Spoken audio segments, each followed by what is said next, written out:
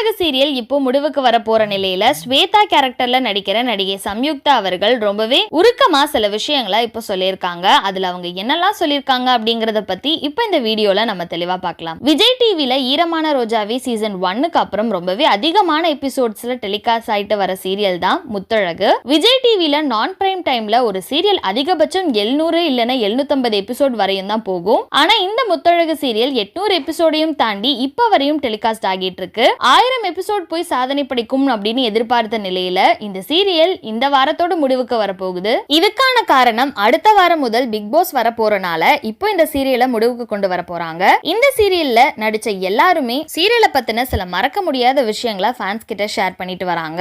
அந்த வகையில ஸ்வேதா கேரக்டர்ல நடிக்கிற சம்யுக்தா என்ன சொல்லிருக்காங்கன்னா, இந்த சீரியலை ஸ்டார்ட் பண்ண நாள்ல இருந்து இப்ப வரைக்கும் நான் நடிச்சிட்டு வரேன். இந்த மாதிரி ஒரு நல்ல காஸ்ட் அண்ட் க்ரூல நடிச்சதை நினைச்சு பார்க்கும்போது எனக்கு ரொம்பவே பெருமையா இருக்கு. எனக்கு இவங்க கூட எல்லாம் நடிக்க ரொம்பவே கம்ஃபர்டபுளா இருந்துச்சு. இதுக்கு முன்னாடி பாவம் கணேசன் சிப்பிக்குள் முத்து சீரியல்ல நடிச்ச மாதிரி எனக்கு ரொம்பவே ஃப்ரீயா இருந்துச்சு. சோபனா, வைஷாலி, லக்ஷ்மி மேம்லாம் எனக்கு இந்த சீரியல்ல மட்டும் இல்லாம உண்மையான ஃபேமிலியாவே மாறிட்டாங்க.